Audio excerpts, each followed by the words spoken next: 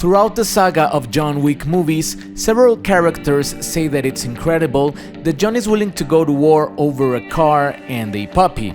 And they're right. If we take a closer look, we can see that the plot of the 3 John Wick movies and the 4th one that it's about to come happened because of a car and a dog.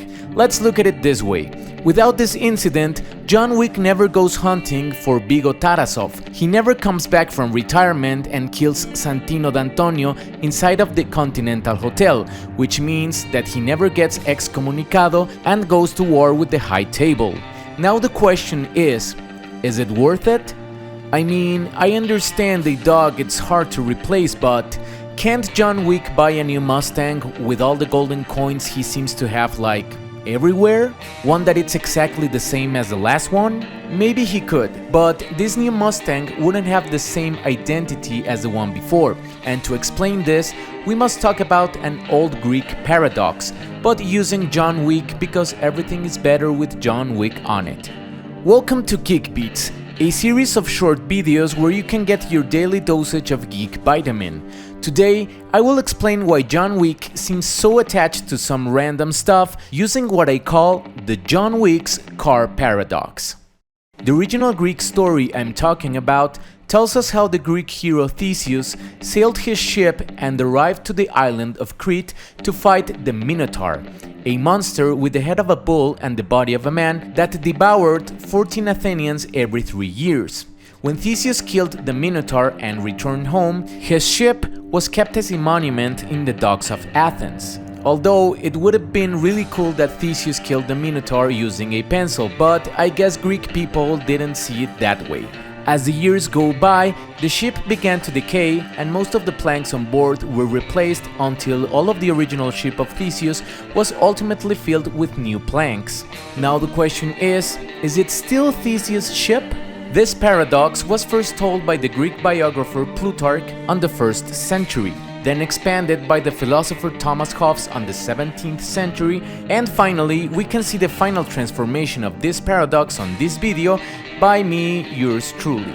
The paradox would go something like this. When Joseph Tarasov steals John Wick's Mustang on the first movie, he goes on a super dangerous mission to recover it. He can't just buy another car because John Wick wants his Mustang. Maybe because it brings him good memories, or maybe because he just wants the photograph that is stored on the glove compartment. Whatever the case, another Mustang wouldn't be sufficient. When John finally recovers his car on the second movie, turns out it's heavily damaged. So he needs to call his good friend and mechanic Aurelio to fix the car.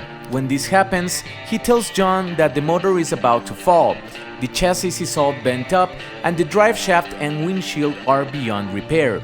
If Aurelio replaces all of these parts with new ones, would it still be John Wick's car?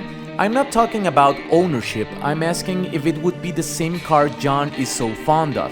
Maybe you think it would be the same car, but the truth is that this topic is a lot more complex than we might think. So, in order to explain it, we have 2 possible scenarios. Scenario number 1. Let's say all the Mustang was damaged during the fight and Aurelio needs to replace every part of the Mustang with new pieces. Would the new car still be John Wick's Mustang, although it doesn't have any of the original parts?